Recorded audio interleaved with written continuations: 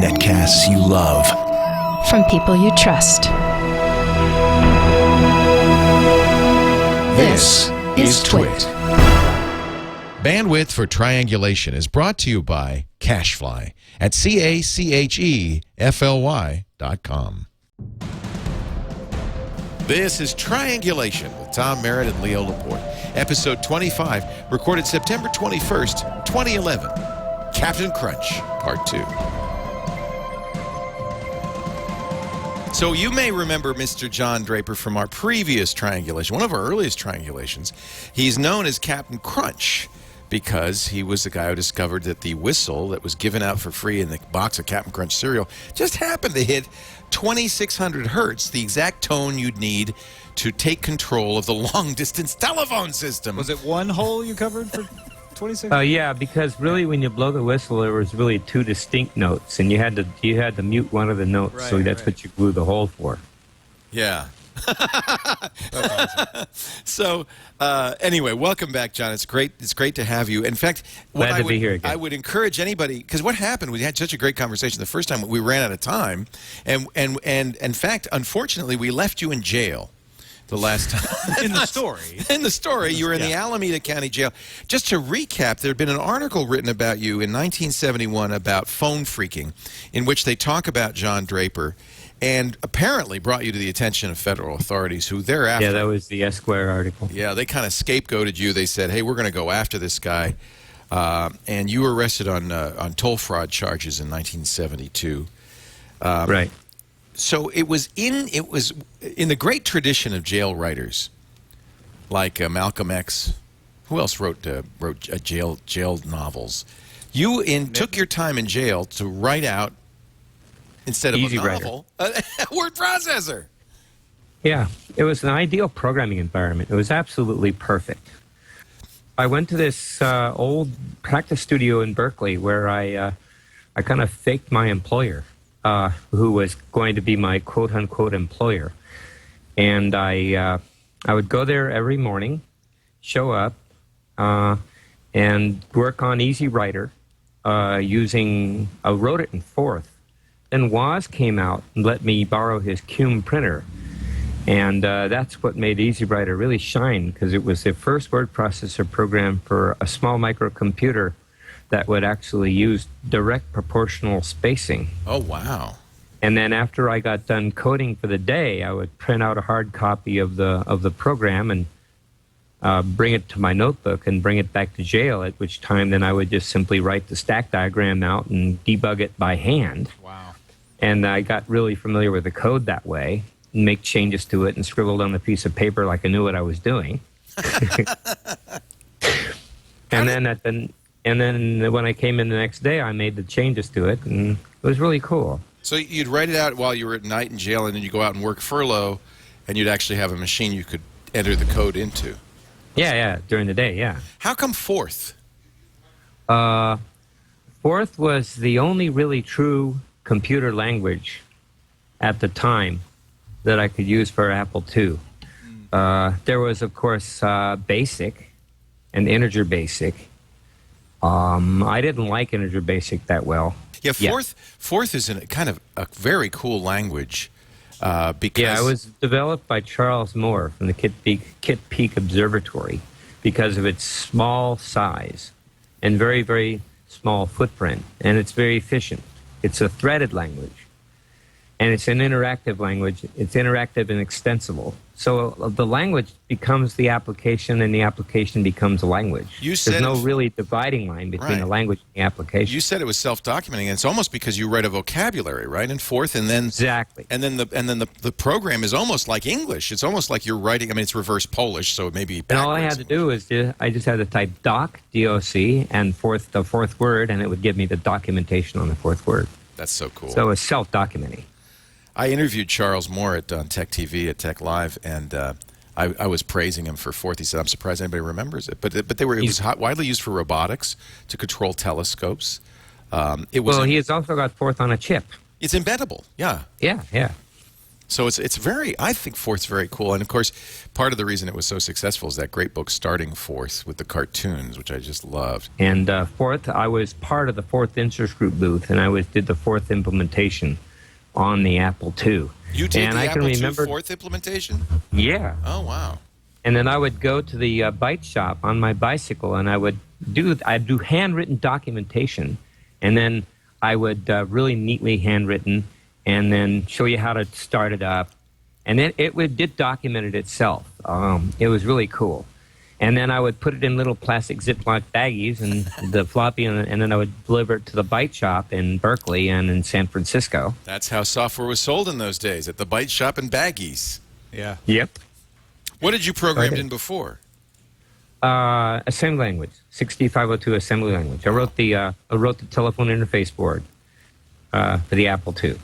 Wow. The software for that was done in Integer Basic and in assembly language, 6502. So did you know? You knew it was at this time. In fact, how did you meet? Oh yeah, Woz? yeah. I met Woz after the Esquire article came out through a friend of mine in Berkeley. Told me that he knew this guy who was building a blue box, and it was a digital blue box. So he talked me into going down to the UC Berkeley dorm, and I went down to the dorm, and that's where I met Woz and a few of his friends down there.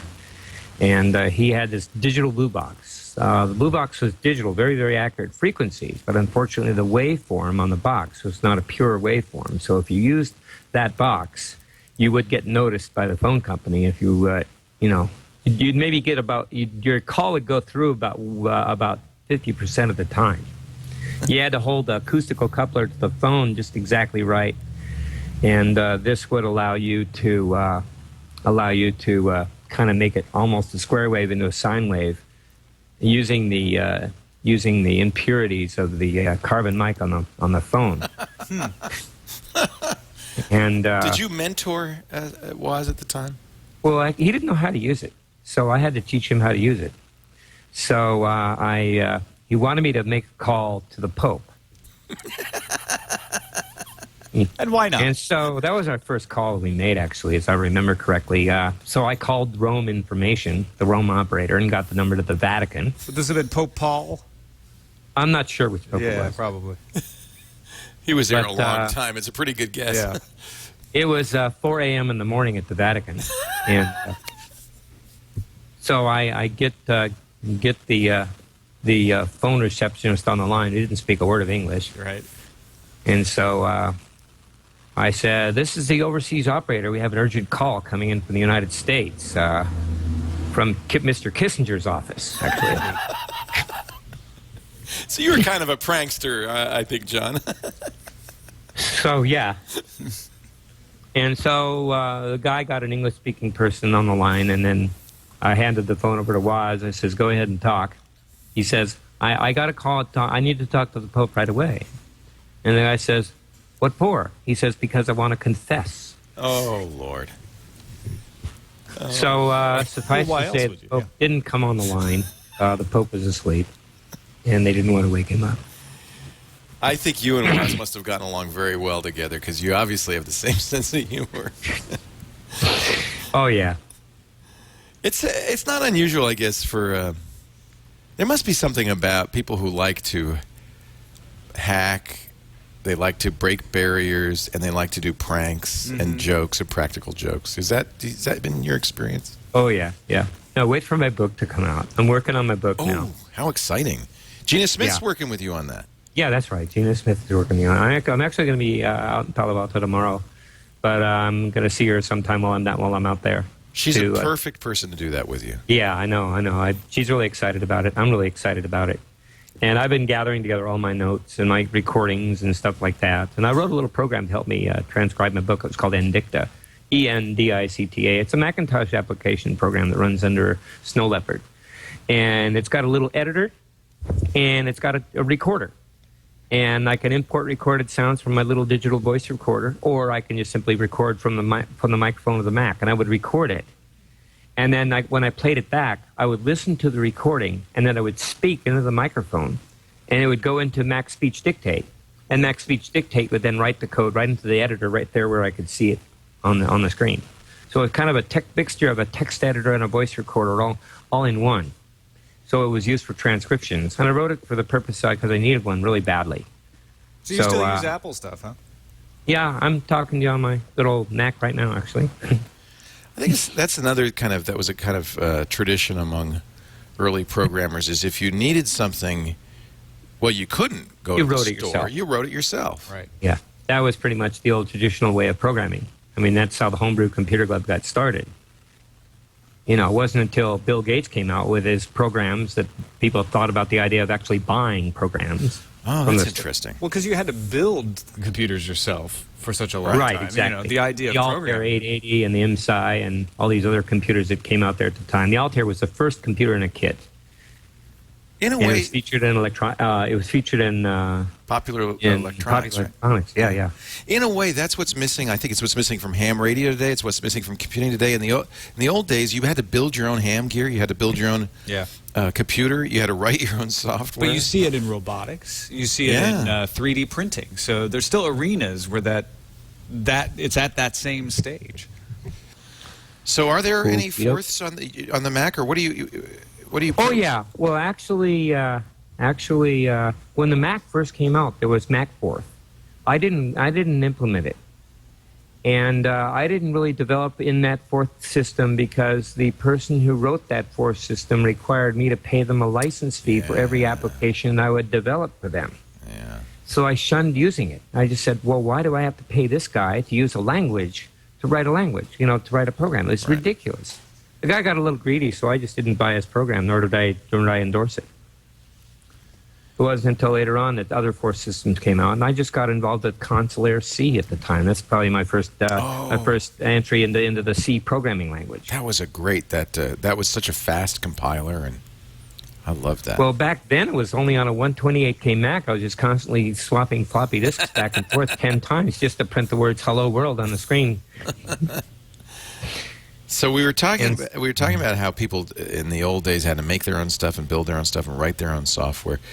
I guess that's kind of coming back a little bit with the maker movement, but you never stopped. You still obviously write the stuff you use. Like, I'm always a believer in do your own stuff, Yeah. Roll your own. And that's one of the other things I'm getting involved in, too, that might interest your viewers, is I'm getting involved in doing a consortium on the 5 major social issues on sustainability today. Financial sustainability. As we know, we're in a big Ponzi scheme as we are right now, and we're dealing with a lot of issues with energy, food, water, and all these other things. And this consortium, I'm calling it EcoViso, ECOVISO, ecoviso.com. The website's not up yet. We're in the middle of working on it. I'd say within 30 days we should be up and running. And we are also on the EcoViso and Google+.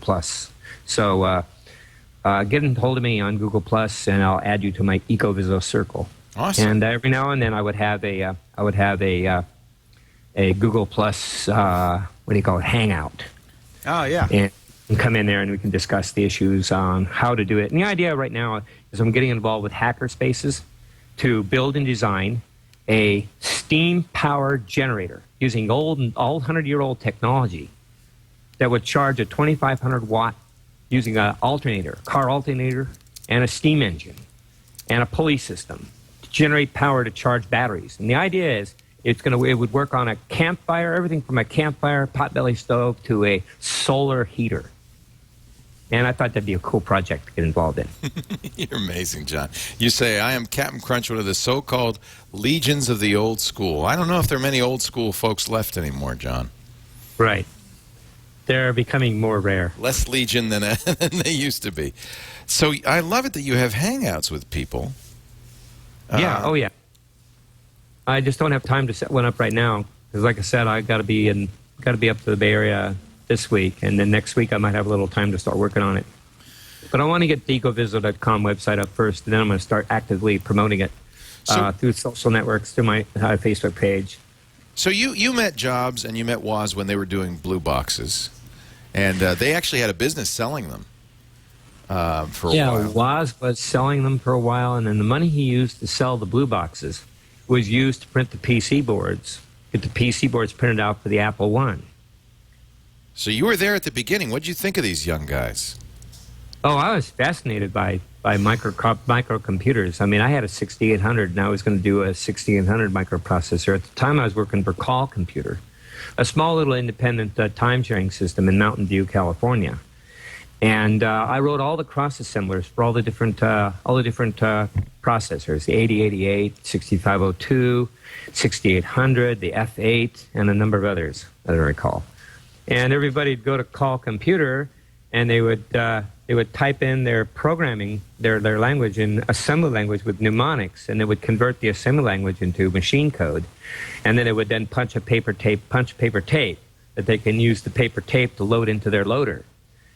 That was how you could get programs in. They didn't actually have lots back then. No way to store it but a paper, yeah.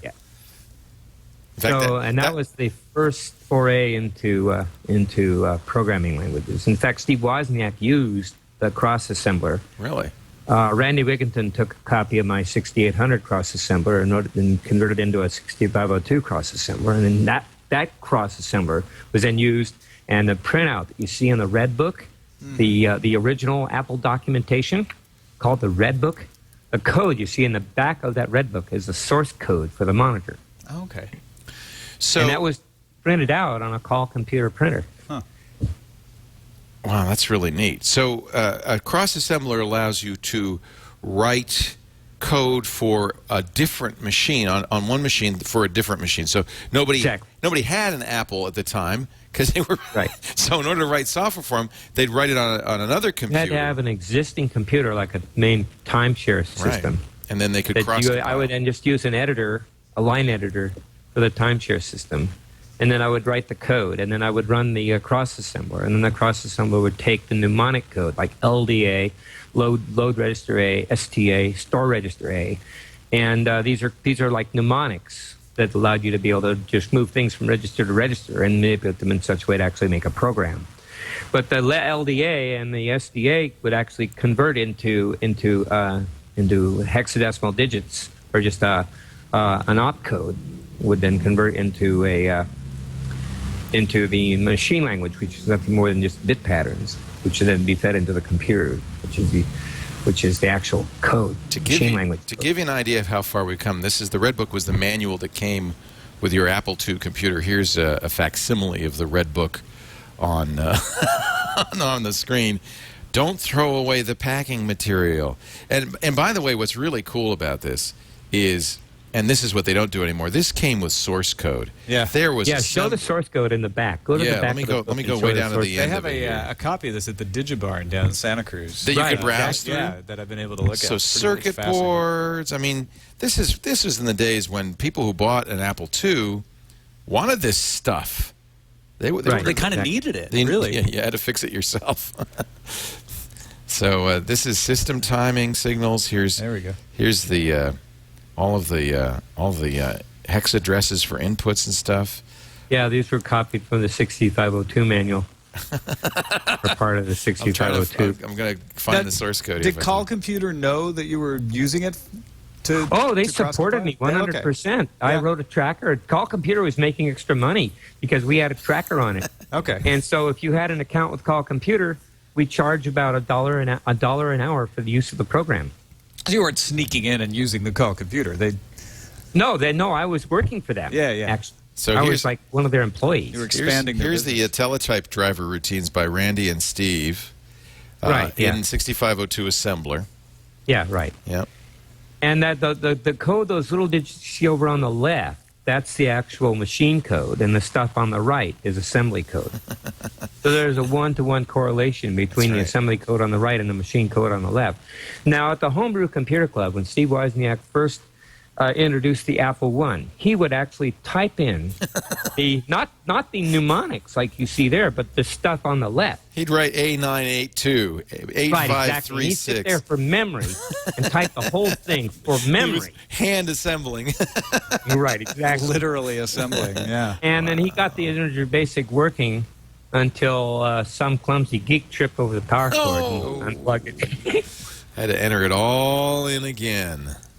Well, it wasn't too long after that Steve wrote some software that would take the audio from a cassette recorder and convert the digital data audio tones, which would then store this on a cassette tape. And then when you want to play it back, you would just simply type in the starting address where you want to load the code, like 800G or something like that, and that would actually start the code at 800. You'd load it in, and this was built into the monitor ROM itself. Huh. And then that was on the Apple II, actually, that you did that. Well, that's how I saved my first programs, was to cassette tape. So right. Woz wrote that, huh? Yeah. And he used some very clever algorithms, and those algorithms that he used was very similar to the algorithms he used to store data on a floppy disk. In fact, he had some really incredible engineering. He was able to get amazing densities on a floppy disk, because back in the day, those 5¼ inch floppy disks had only maybe 110K of data, and he was able to expand that out to 140K using just a cassette recorder and a floppy disk, using the same technology. And he used all kinds of digital processing and stuff like that he picked up in engineering school while he was going to UC Berkeley. Did you have any sense? I mean, everybody, it was the homebrew computer club. It was hobbyists. Woz was first among equals, maybe. But I mean, did you have any sense about where this might be going? That these two guys were starting a company that would end up being this, major corporate success in America? Yeah, passing Exxon in valuation. Yeah, I actually did have a sense to some extent. I knew that programs would eventually be sold, just like you can. So you weren't like Richard Stallman. You weren't offended by that idea. Well, I knew that there was going to things were going to branch off into two different things: open source and pay for source. I mean, it even started way back when. Even then, huh? I mean, oh yeah. Well, this is the ultimate open source. You're getting the Apple II mini assembler. When you buy an Apple II, you get in fact, so open source, you have to enter this code in to run it. Right. Well, actually, no, that code was in ROM. Did it come on ROM? Okay. So why did they give people the code? Why did he give people the code? Mm-hmm. Well, just so people could understand it. It was Woz's idea to do that. Then later on, when the Apple IIe came out with the new monitor ROM, that was closed source. Ah, interesting. And you can thank Steve Jobs for that. Yeah. So what was the difference at the time between Wozniak and Jobs? Jobs was more of a marketing type of person. He did understand digital logic pretty well. He kind of looked at me kind of downward a little bit when I said I was using some analog circuitry for the phone board.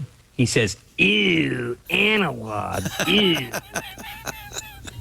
Because he wanted me to do it all digitally.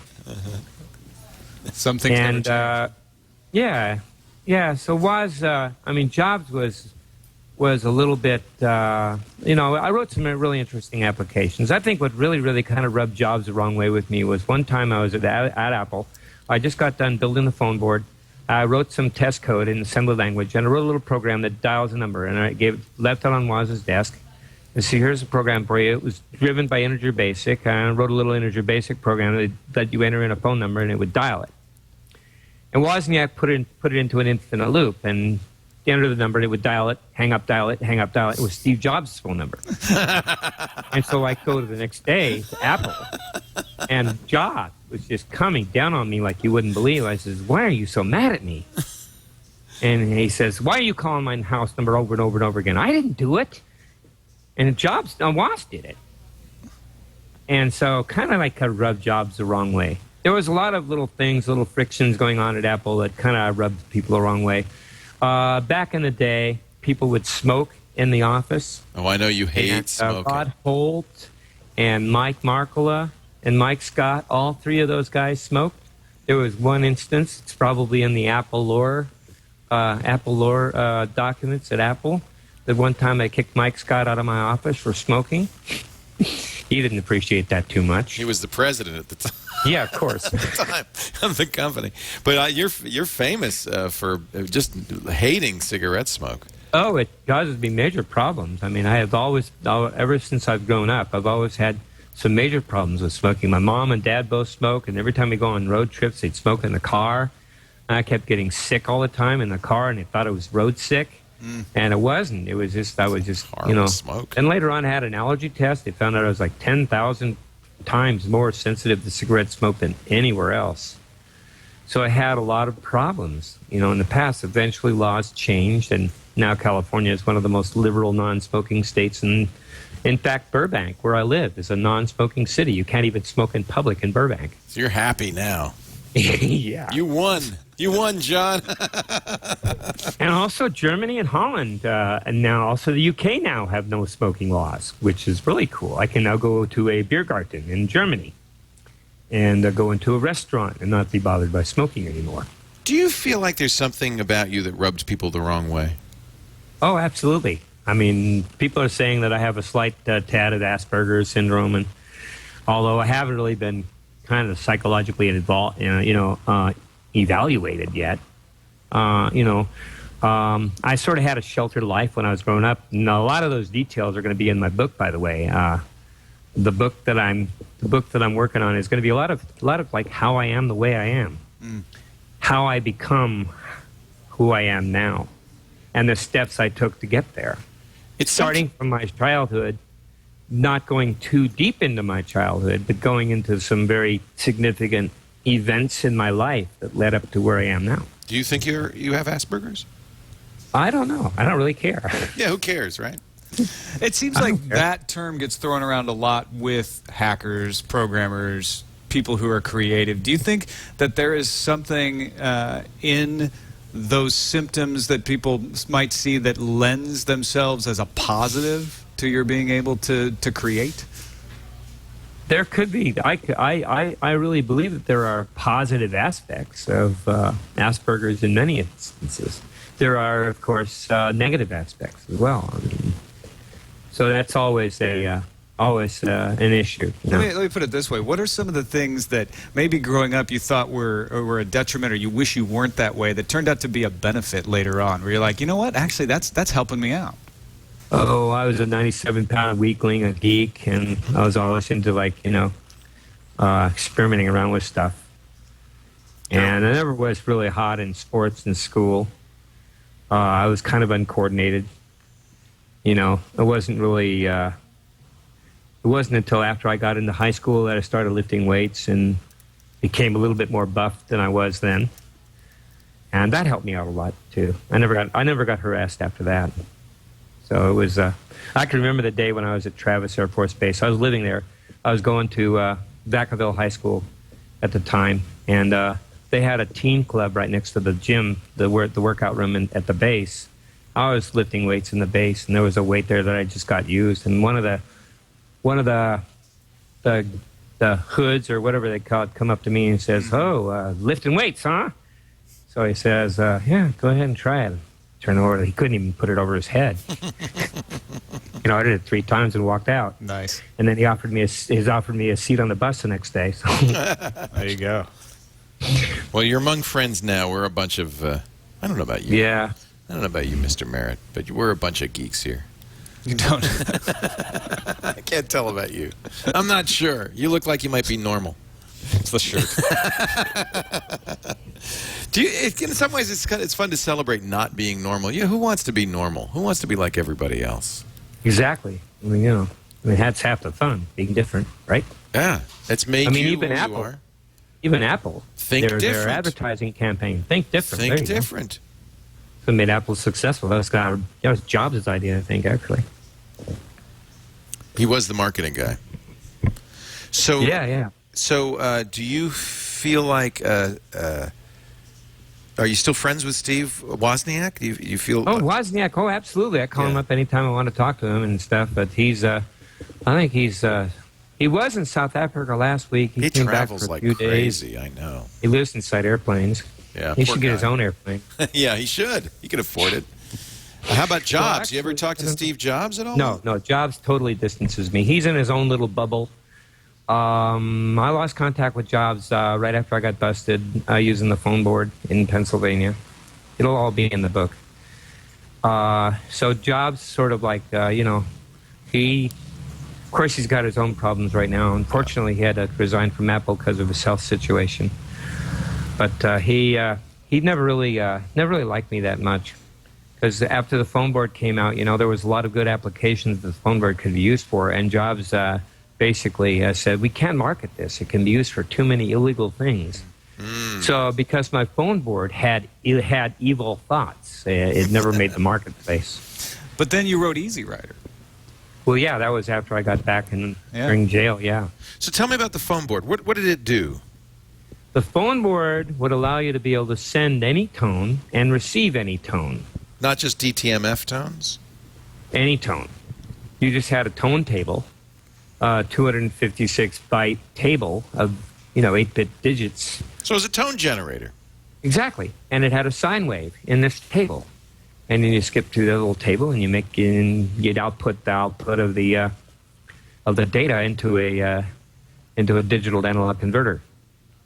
Now I was using an 8-bit DAC, DAC, digital analog converter, when Wozniak says you can use a 6-bit DAC, it's much, much cheaper, but you can use the 2 address lines for extra data bits. lines.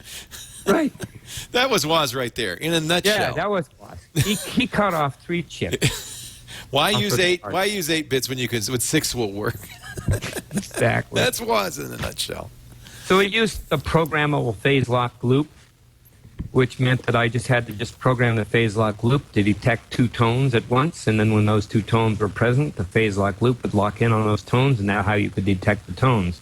It could tell the difference between a busy, a person talking on the phone, although it couldn't decode what the person was talking, but it could tell the difference between a ring, a busy, a warble tone, a quick order, dial tone, of course. And I wrote a little program that would dial into the 800 watts extender numbers, and you would try a code, then hang up, dial the 800 number again, try another code, hang up, dial the 800 number again. And I let this thing run over a weekend, and it found about 6 watts extender codes for me. And this was when I was out hang gliding when I was living in Mountain View. And I come back, and then the security agent, Alex, contacted me a few days later and says, are you aware that you've been making that 80% of all long-distance calls out of Mountain View came from your phone?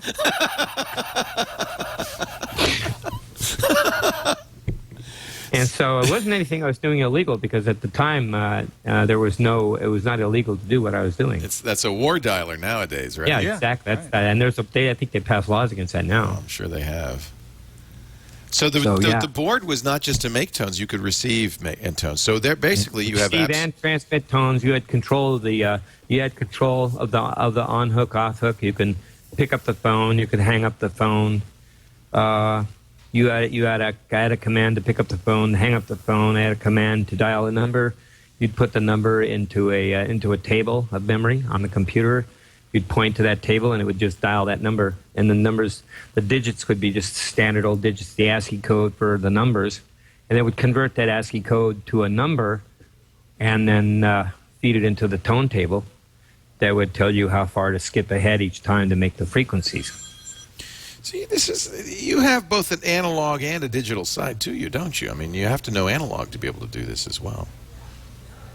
Yeah, right, exactly. So when I was in the analog circuit here, I was able to do that, yeah.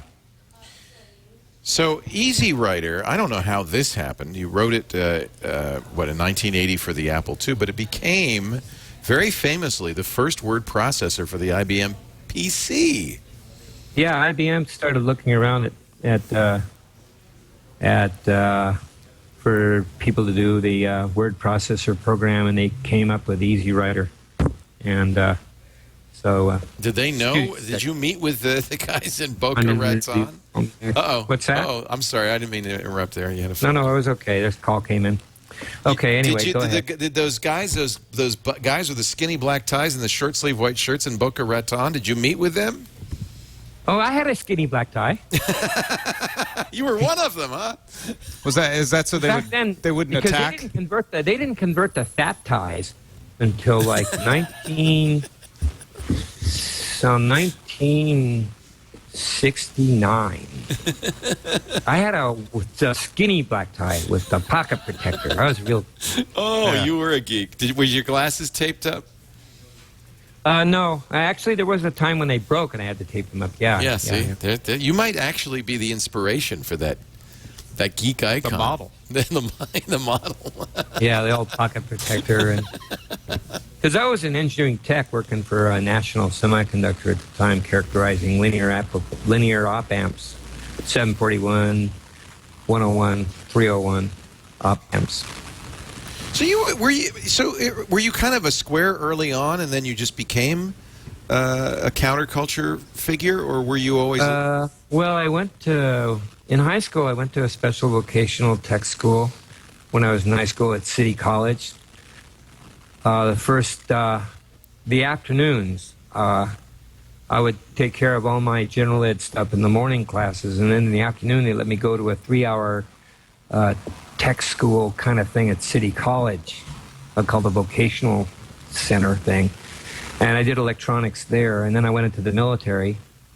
And after I graduated out of basic training, by the way, I made pretty good at basic training. I was like a marksman. I made it at 97th percentile. I aced the obstacle course. Wow. There was nothing I couldn't do. And then when I went to Keesler Air Force Base for tech training, I phased ahead 6 weeks.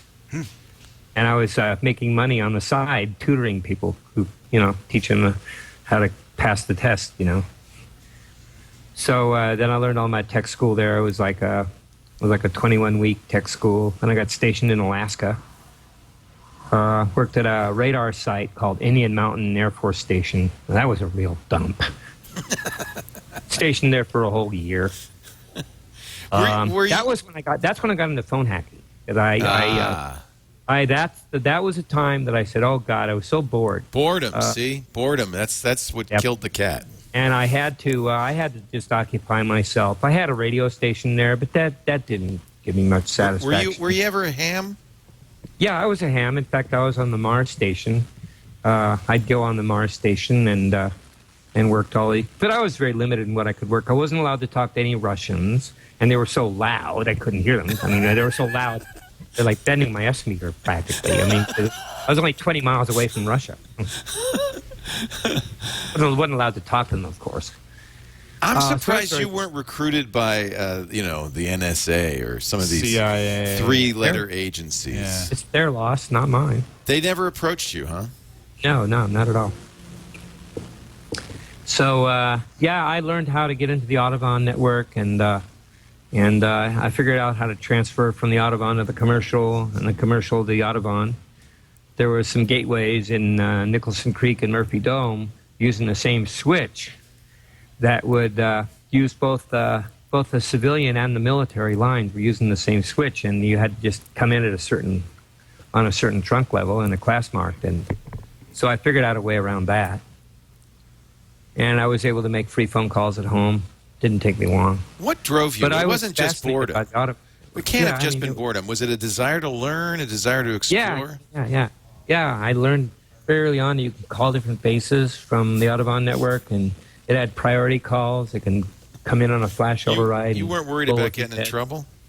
No, things are pretty loose up there. In fact, the FCC called me up when I was broadcasting on my illegal transmitter, and they said, "Keep it clean and we won't shut you down." I was on a military base, so... Really? The FCC has changed quite a bit since then. Yes, they have. Yeah, we're all one big happy government family. What can I say? Right. Oh, I tell you. People probably don't know this, but whenever they use AutoCAD, they're using a little of John Draper's code, aren't they? Maybe. Yeah, if they're using the right screen drivers and using the right cards for the screen driver, I'm sure. Yeah. So you But I was working mostly in the future group. I was doing stuff with AI. I was doing stuff with a glove. You know Jaron Lanier? Oh, yeah. He did the data glove, worked for NASA. King of VR, yeah. I was the one who was using the writing the code to interface the data glove to 3D line draws using your hands to make the manipulating your 3D objects you make. And I was in that part of the group. I was there. I was programming in C++. Then John Walker left the company. Right. And John Walker was my stabilizing force at AutoCAD or Autodesk. He was the person who who supported me in every way, shape, and form. Once he left the company, my tenure there didn't last too long. And then also there was I had just offered, I just gotten a job offer at Apple working in the ATG group. I'd already been interviewing 3 or 4 times at the ATG group at Apple. So, and then I was told to come on in the next day. But that was just bad timing. I can't believe how bad timing it was. Do you remember the New Prometheus League? No. The New Prometheus League had published a address in one of the magazines that if you write to this address and send them $15, they'll sell you the source code to the Apple Macintosh's ROM, written in Pascal. And, of course, Apple really got huffy about that. They had an FBI investigation going on. And during this time, a friend of mine, well, I was living in Alameda at the time. He moved from my place to Apple. So I went down to Apple to give his VCR back. So I had been down there for the last interview, and then I got invited to the Apple Beer Bash, which they have every Friday, beer and pizza. And so I go to my car to give Walter his VCR. So I was walking out to my car, give him the box, moved it from my car into his car, and then went back up to the beer bash at Apple. Well, during that time, the FBI was tailing me. And they reported to Apple that I was doing some strange things between the trunk of my car and Walter's car. Geez. And so I got called the very next day as I was just about ready to leave to go into work. First day at work, it says, Apple Legal called me and says, don't bother coming in, you're not hired. The FBI must have put pressure on Apple to say that I was under investigation for the New Prometheus League. Well, suffice to say, there was nothing they got on me because I didn't do it, of course, but that just wiped out my chances of getting a really good job. What excites you? And ever since that time, I've never been able to find good work. Bastards in the FBI. They've done that to so many people. What excites you about the future, John? Is there something you would? I know this is true for me. Is there something you would like to stick around for, just so that you would see what happens in the future? I would like to make an impact on becoming and building sustainable communities, grassroots communities where I can build a community and get the steps for building a community in such a way that we're not depending on large shipping lines to bring your food to your grocery market, but instead people growing their own food, people generating their own electricity, and people purifying their own water in such a way that our country can become more grassroots sustainable, because we're just too dependent on gas right now. I mean, we're already at peak oil. I mean, gas, what's it, $4 a gallon now? What's it going to be next year? $6, $7 a gallon? It's $8 a gallon in Iceland. So you want to do local, sustainable communities, both in the rural and urban areas. And is that what Ecoviso is about? Well, that's what Ecoviso is all about. And that's what I'm trying to do. I'm trying to set up a consortium of people interested in working with me on what it's going to take. And I'm already visiting a lot of sustainable communities right now. And people that already have communities set up, both in the rural and in the cities and buildings, like a group of people living in a building, and on top of the roof of the building would be solar panels and gardens and stuff like that. And people working together and not using monetary exchange anymore, but using exchange services, like skills for services, okay? Like a person who fixes cars, he'll go fix your car for you if the guy who grows the food can give him a supply of groceries for a month or two, kind of that kind of thing, where there's no really monetary exchange. It's all done on a local grassroots level. I like to build all these little communities all over the country, have them all linked together on the internet. It almost sounds tribal. Yeah, sort of. But I think that's kind of exciting to me. For such a high-tech guy, that's kind of a complete left turn. Yeah, but it's creating another economy that you couldn't do before the internet, but taking advantage of the way things should work on the local level. I think that's fascinating. Okay, let me give you an idea of what I'm talking about. Right now, if automakers would build electric vehicles with removable battery packs in their car, They pull up to a gas station, they remove a battery pack, they put in another battery pack, and off they go. The battery pack that's dead gets taken to the back of the gas station or service station, charged on a wind turbine, a solar panel, and off they go. Okay, there's other kinds of technology called fast cap systems. Yep. These people have a capacitor called the ultracapacitor. It's 3 times more power density than a lithium-ion battery. It doesn't require all these exotic materials like you can only get in China. Mm-hmm. And this thing can power they say that it can power an electric vehicle for 600 miles. And it's limited, and the charging time is limited only by the thickness of the wires you use to connect to the battery to charge it. So we're talking, 10 or 15 minute charging time and 600 miles driving time. Do you know what the name of the book is, or are you going to wait till you finish it before you name it? I've been asked not to divulge the name of the book yet. All right. Because I still have got yet to sign a deal with the publisher. Don't tell us then. Good. No, Yeah, we want to get you a good deal. You got a great co-author with Gina Smith. John, it's always it's such a pleasure to talk to you.